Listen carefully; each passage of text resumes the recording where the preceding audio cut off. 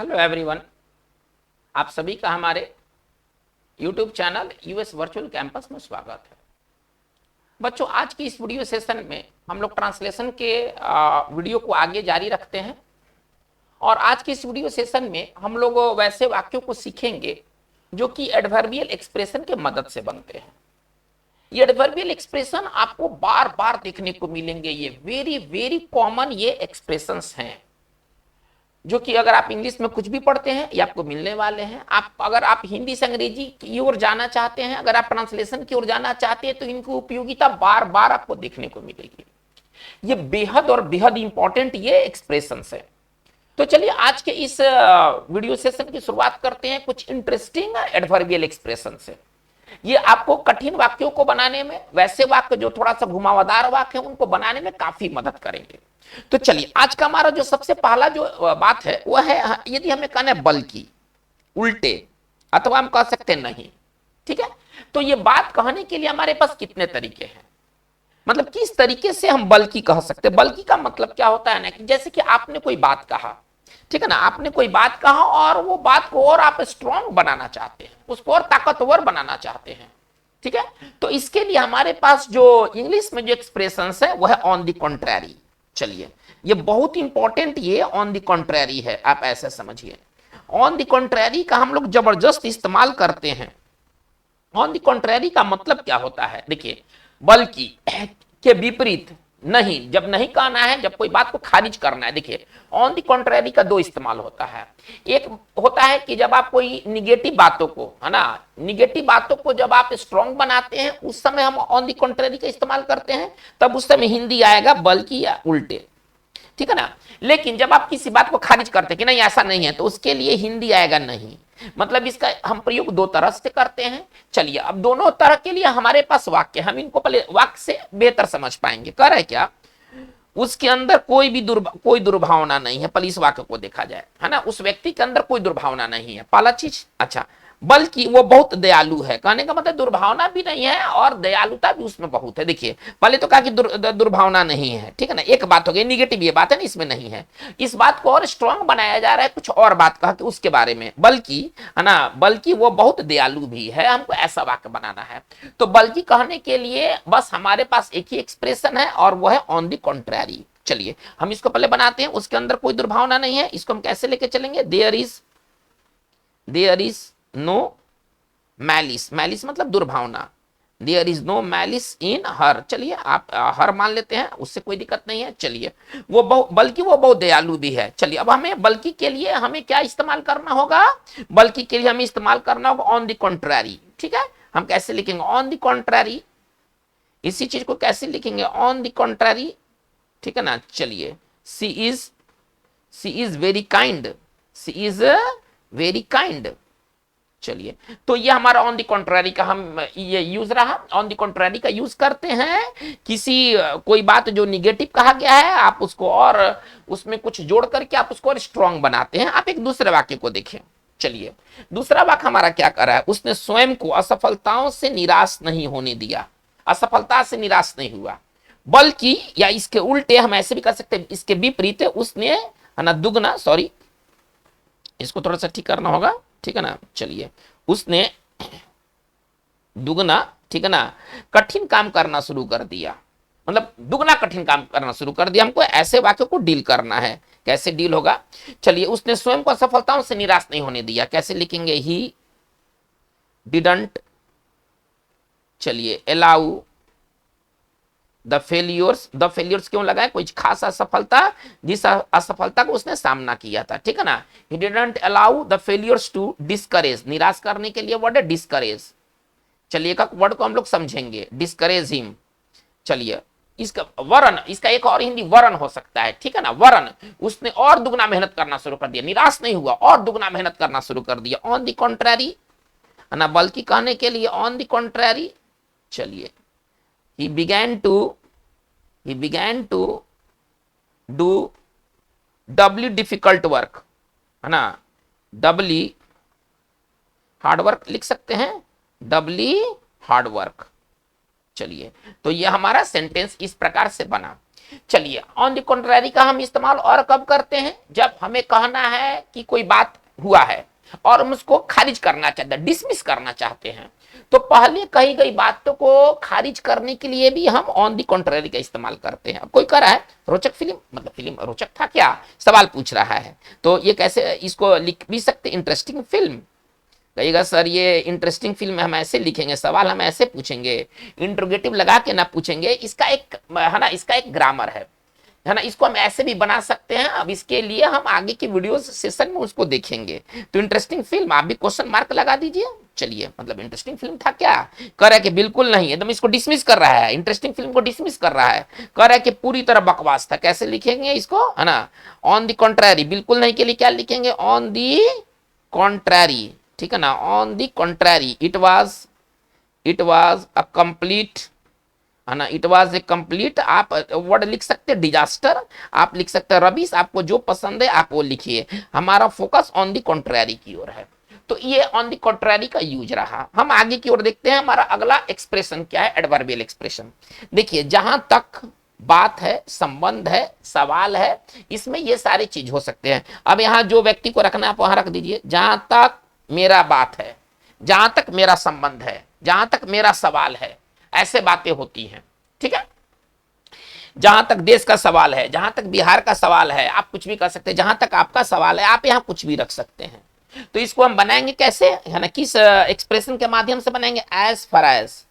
देखिए ये कैसे बनता है, एज फार एज, है ना, इट इज। अब यहां अगर कुछ नहीं है तो इट रख देंगे, या नहीं तो इसको खाली आप भी छोड़ दीजिए। चलिए इसको हटा देता हूं मैं, एज फार एज, और हमें लिखना है इज कंसर्न्ड। चलिए, ये हमारा एक्सप्रेशन है जिसके माध्यम से हम ऐसी बात कहेंगे। अब मान लीजिए कि कहना है कि जहां तक मेरा प्रश्न है, कैसे कहेंगे, as far as I am concerned, I am, is am में बदल जाएगा। जहां तक आपका प्रश्न है, कैसे कहेंगे, as far as you are concerned. जहां तक जिस रूम में बैठा, जहां तक इस रूम का सवाल है, कैसे बनाएंगे, as far as this room is concerned. तो हमको जो कहना है हम वैसा हम इसमें भर सकते हैं। चलिए एक वाक्य के माध्यम से इसको देखते हैं। जहां तक मोदी जी की बात है, जहां तक मोदी जी का संबंध है, यहां पर वर्ड चेंज हो सकता है, उससे घबराने की जरूरत नहीं है।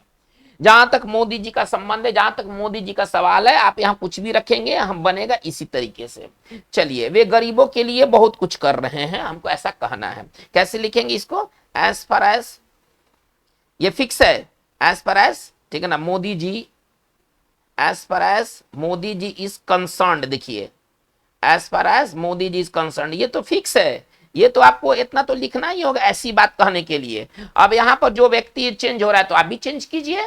तो as far as Modi ji is concerned, चलिए वे गरीबों के लिए बहुत कुछ कर रहे हैं, ही इज डूइंग, इसको हम कैसे लिख सकते हैं, he is doing a lot, he is doing a lot for the poor, वे गरीबों के लिए बहुत कुछ कर रहे हैं। चलिए हम आगे देखते हैं, कुछ इसी प्रकार का वाक्य है क्या, जहां तक मुंबई का सवाल है, जहां तक मुंबई की बात है, जहां तक मुंबई का संबंध, एक ही चीज है, ये अलग अलग चीज नहीं है, हमें समझना होगा, ठीक है ना। यह काफी महंगा शहर है, हमको ऐसा कहना है, ठीक है।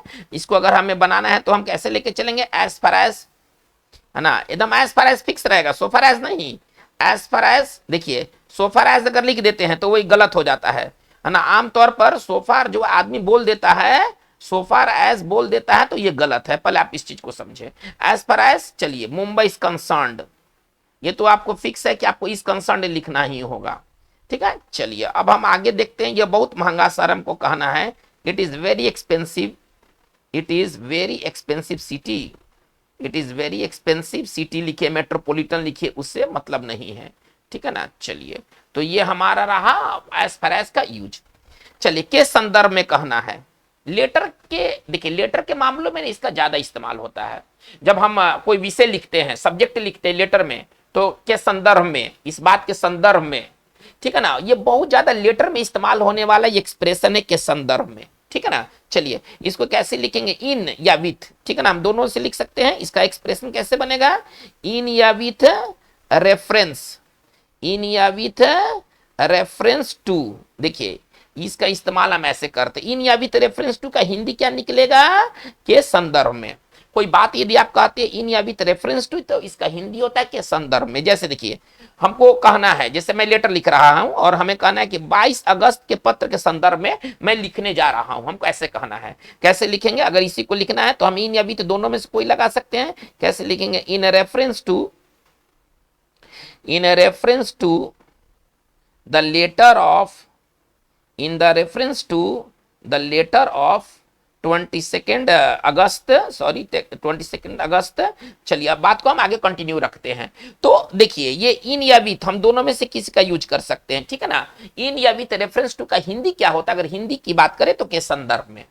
चलिए अब है के संबंध में, थोड़ा दोनों में अलग है। इसका जो इस्तेमाल होता है ना, लेटर में ज्यादा प्रयोग होता है, ठीक है ना। इसका प्रयोग, इसका चाहे हम इसको भी कह सकते हैं, इंग्लिश को भी कह सकते हैं, इसका प्रयोग है ना लेटर में ज्यादातर होता है, लेटर में ज्यादातर होता है। बस आपको बस इतना समझना है, इसका प्रयोग लेटर में ज्यादातर होता है। चलिए के संबंध में अगर हमें कहना है तो के संबंध में कहने के लिए हमारे पास कई तरह के एडवर्बियल एक्सप्रेशन है। जैसे देखिए इन या विथ, ठीक है ना। चलिए या हैविंग, मतलब तीनों में से कोई आप एक दे सकते हैं, ठीक है ना। चलिए रिगार्ड टू, देखिए कैसे मैं लिख रहा हूं, रिगार्ड टू।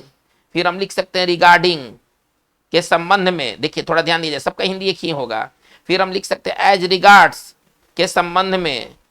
थोड़ा और आगे बात को लेके चलते हैं, चलिए लिख सकते हैं कंसर्निंग, के संबंध में। मतलब हमारे पास इतनी चीज हैं, यदि हमें के संबंध में कहना है तो, ठीक है ना। इन या विथ, इन या विथ या हैविंग, तीनों में से कोई एक ले लीजिए। रिगार्ड टू, चलिए रिगार्डिंग के संबंध में, चलिए एज रिगार्ड्स के संबंध में, और कंसर्निंग का मतलब होता है के संबंध में। सब एक दूसरे का सिनोनिम्स है।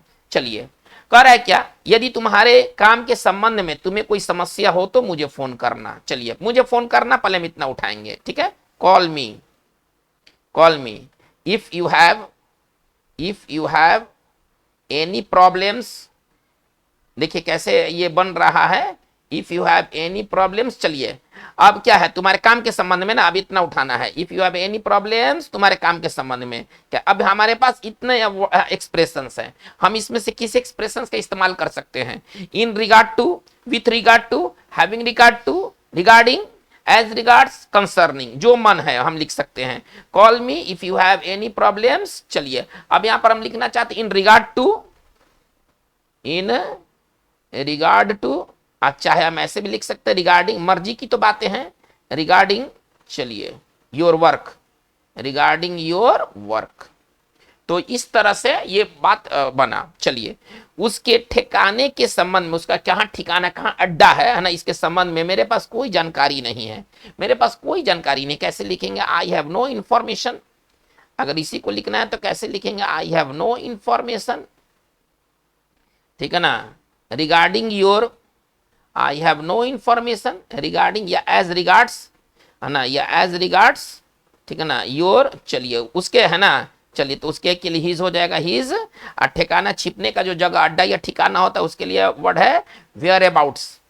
तो हमारा ये सेंटेंस कंप्लीट हो गया। हम यहाँ पर कंसर्निंग का भी प्रयोग कर सकते हैं, कंसर्निंग हिज वेयर अबाउट्स। ये सब ज्यादा यूज होता है, आप यहाँ पर कंसर्निंग आप रख सकते हैं, ठीक है ना, जैसे आपकी सुविधा लगे। मतलब आपके पास इतने विकल्प हैं, रिगार्डिंग लिख सकते हैं, कंसर्निंग लिख सकते हैं, एज रिगार्ड्स लिख सकते हैं। तो ये सारी बातों का मतलब होता है किस संबंध में। चलिए हम लोग बात को हम लोग आगे लेके चलते हैं। जहां एक ओर या एक तरफ, वहीं दूसरी ओर या दूसरी तरफ, ऐसे हमें बहुत कहने को मिलता है। जहां एक ओर वहीं दूसरी ओर, ठीक है ना। ये बात कैसे बनता है, इस बात को कहने के लिए हमारे पास क्या एक्सप्रेशन है, तो हम ऐसे लिखेंगे ऑन, है ना, ऑन वन हैंड। इसको ऐसे लिखेंगे on the one hand. Sorry थोड़ा सा यहाँ मिस्टेक हो गया है, इसको सुधार लिया जाए, ठीक है ना। चलिए इसको हम ऐसे लिखेंगे on the one hand, on the one hand, ठीक है ना। और चलिए on the other, on the other. चलिए आप हैंड लिख सकते हैं अथवा छोड़ सकते हैं, दूसरे वाले में आप हैंड लिख सकते हैं अथवा छोड़ सकते हैं, मतलब आवश्यक नहीं कि आप लिखे हैं, बिना हैंड लिखे भी बात बन जाएगा। चलिए कह रहा है क्या, जहां एक ओर कई राज्य भीषण बाढ़ का सामना कर रहे हैं। ये देखिए on the one hand, on the other का प्रयोग हम किस लिए करते हैं, तो दो वैसी बातों को बताने के लिए जो आपस में अलग अलग हो, आपस में भिन्न हो, दो भिन्न बातों को बताने के लिए इसे समझा जाए। ये दो क्या बताएंगे, ये दो भिन्न बात बताएंगे, दो भिन्न फैक्ट बताएंगे, ठीक है ना।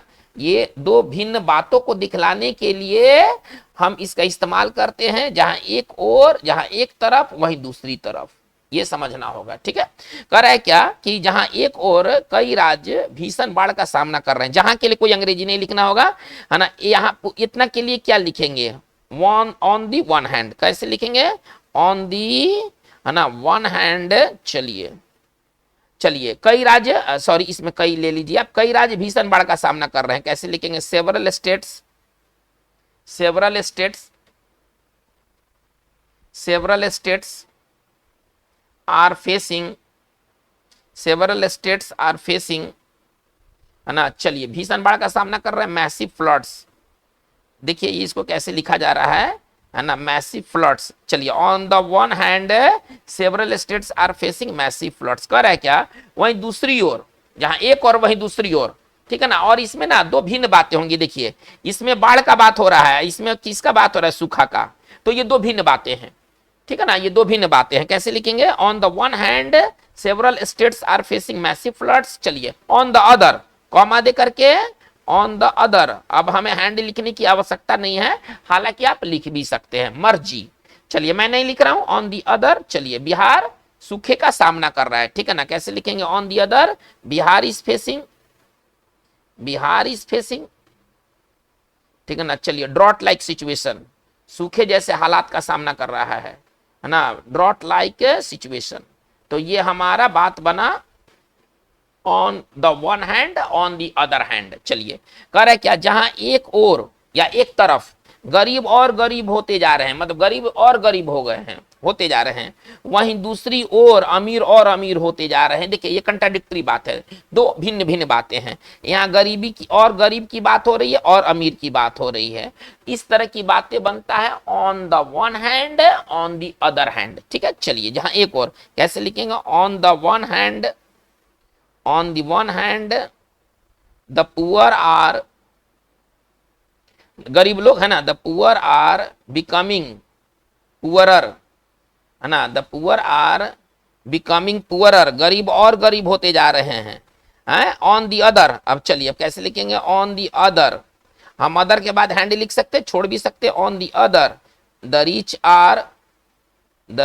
are becoming the richer, the rich are becoming the richer, तो हमारा ये रहा, है ना, on the one hand, on the other hand, जहां एक और कहना है वही दूसरी ओर कहना है, तो ये बात हम उठा सकते हैं।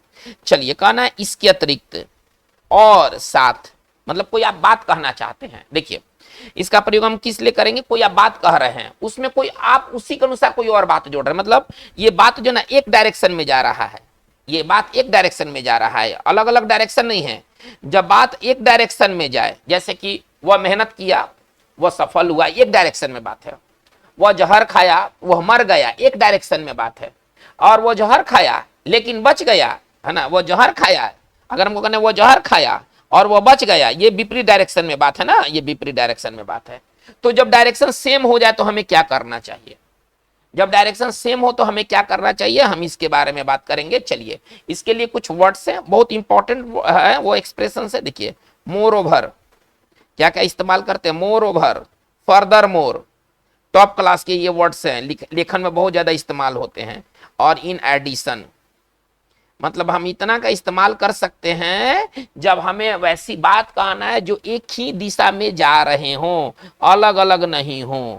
जैसे कि देखिएगा, अगर हमको कहना है कि वो जहर खाया वो मर गया, एक डायरेक्शन में, जहर खाने वाला आदमी मरता है, सेम डायरेक्शन है, लेकिन जहर खाया लेकिन बच गया, उल्टा डायरेक्शन, तो उल्टा डायरेक्शन के लिए अलग एक्सप्रेशन, आई सीधा डायरेक्शन वाला है, ये तीनों का तीनों जो इस्तेमाल करते हैं वो सीधे डायरेक्शन के लिए। जैसे एग्जाम्पल करे क्या, कंपनी शानदार सेवा प्रदान करती है, कोई कंपनी है शानदार सेवा प्रदान करती है भाई, साथ ही सेवा शुल्क बहुत ज्यादा नहीं है, देखिए सेवा अच्छा प्रदान भी करती है, शुल्क ज्यादा लेती भी नहीं है, ये सेम डायरेक्शन वाली बात है, सेवा शानदार प्रदान करती है, शुल्क भी ज्यादा नहीं लेती है।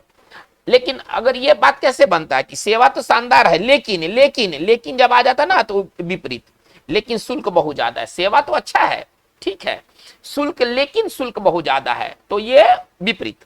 आइए, तो जब सेम डायरेक्शन में हमें जाना है तो किस किस एडवर्बियल का प्रयोग करेंगे, मोर ओवर, फर्दर मोर और इन एडिशन। है ना, इसका इस्तेमाल ज्यादातर होता है, मोर ओवर का इस्तेमाल ज्यादातर होता है। चलिए, कंपनी शानदार सेवा प्रदान करती, कैसे लिखेंगे? The company provides excellent services. चलिए, एक्सीलेंट सर्विसेज, चलिए करें साथ ही, है ना। अब इसको लिख सकते हैं मोर ओवर, है ना, और भी लिख सकते हैं फर्दर मोर, मर्जी जो आपको लिखना है आप लिख सकते हैं, फर्दर मोर। चलिए, अब कह रहा है क्या कि सेवा शुल्क बहुत ज्यादा नहीं है, कैसे लिखेंगे? सर्विस चार्ज, सेवा शुल्क के लिए क्या लिखें? Service charge is not too high, बहुत ज्यादा नहीं है, इज नॉट टू हाई। चलिए, तो ये हमारा वाक्य बना मोर ओवर से, हम फर्दर मोर से भी बना सकते हैं या इन एडिशन टू से भी बना सकते हैं। कह रहे क्या? तो भी, फिर भी, देखिए ये उल्टा है, ये उल्टा है, तो भी, फिर भी क्या कहा? उल्टा। देखिए साथ जो है, अगर कहने साथ तो इसका मतलब सेम डायरेक्शन, लेकिन कह दिया उल्टा, लेकिन का मतलब उल्टा, तो लेकिन हम ऐसे लेके चलेंगे। और इसके लिए कहने के लिए हमारे पास देखते हैं कि कौन कौन से एक्सप्रेशन है। तो भी, फिर भी, अगर हम इतना कहना है तो हमारे पास कौन कौन से एक्सप्रेशन है, थोड़ा सा देख लिया जाए। जो सबसे ज्यादा जो चर्चित है वह है हाउएवर, ये सबसे चर्चित ये एडवर्बियल एक्सप्रेशन है हाउएवर, सबसे ज्यादा इसका इस्तेमाल होता है हाउएवर का। और भी कुछ है, नेवरदिलेस, और क्या क्या है? नेवरदिलेस, हालांकि ये सब लेखन में मिलेंगे ज्यादा, स्पोकन में कम मिलेंगे। नॉनदिलेस, है ना, नॉनदिलेस हम लिख सकते हैं। ऑल द सेम हम लिख सकते हैं, ऑल द सेम हम लिख सकते हैं। स्टिल हम लिख सकते हैं ये। देखिए ये सबका अर्थ एक ही है, तो भी, फिर भी, मतलब ये सब विपरीत बात बताएंगे। इन सब का इस्तेमाल, कोई कहे कि हाउएवर से एक सेंटेंस बनाइए, तो सेंटेंस कैसा होना चाहिए? जैसे कि देखिए, वो गरीब है लेकिन ईमानदार है, ये विपरीत बात है। तो ये जो चीज है ना, ये सारी की सारी बातें बनेंगे हाउएवर से। चलिए देखते हैं, हमारा कुछ वाक्य देखते हैं। वो गरीब है फिर भी ईमानदार है, कैसे बनेगा? चलिए पुलिस को बनाते हैं। He is poor however honest, he is poor however honest, है ना, गरीब है ईमानदार है। चलिए उल्टी बात है, ठीक है ना, उसमें कई खामियां हैं फिर भी मैं उसे पसंद करता हूं, कैसे लिखूंगा? उसमें कई खामियां हैं, खामियां की कमी नहीं है, लेकिन फिर भी का मतलब उल्टा डायरेक्शन में जा रहे हैं, खामी है फिर भी आप पसंद कर रहे हैं, कैसे लिखेंगे? She has a number of faults, है ना, सी हैज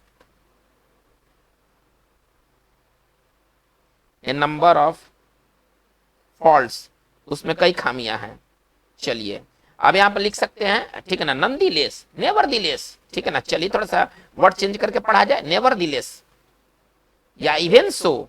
चलिए थोड़ा सा स्टाइलिश बनना चाहिए, ठीक है ना, इवन सो, है ना, I like her, even so I like her. चलिए हम लोग बहादुरी से लड़े, तो भी, फिर भी हम लोग मैच हार गए, हम कैसे बनेंगे? हम लोग बहादुरी से लड़े, उल्टी बात है, लड़े तो बहादुरी से लेकिन मैच हार जाने का सामना करना पड़ा, ठीक है। चलिए कैसे ये बनेगा? हम लोग बहादुरी से लड़े, वी फाइट का फॉट हो जाएगा ना, पास्ट टेंस चाहिए, वी फॉट ब्रेवली, है ना, हम लोग बहादुरी से लड़े फिर भी, है ना, हम लोग मैच हार गए, कैसे लिखेंगे? हाउएवर, मेरे ख्याल से the best, however we lost the match,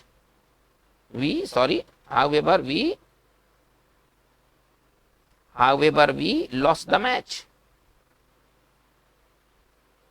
चलिए हम लोग बात को हम लोग आगे देखते हैं, क्या है? कह रहा कि बहर हार या खैर। देखिए आप कुछ बात कर रहे हैं, ठीक है ना, आप कुछ बात कर रहे हैं, बात करते करते और टॉपिक आपने चेंज कर दिया। बहरहाल या खैर का मतलब क्या होता है कि आपने टॉपिक चेंज किया है, ठीक है ना, आप बात कर रहे हैं कुछ और, आप फिर कुछ और बात करने लगे। इसके लिए ना हम इस्तेमाल करते हैं बाय द वे, इसके लिए ना हम इस्तेमाल करते हैं bye the way. Bye the वे का मतलब क्या होता है कि यहाँ पर चेंज ऑफ सब्जेक्ट, हम टॉपिक को अगर चेंज करते हैं, मतलब बात कर रहे हैं कुछ और करने लगे, तो ये जो चेंज ऑफ सब्जेक्ट होता है, आप ऐसे समझिए, चेंज ऑफ सब्जेक्ट ये क्या दिखलाता है? चेंज ऑफ सब्जेक्ट दिखलाता है, ठीक है ना, ये चेंज ऑफ सब्जेक्ट दिखलाता है।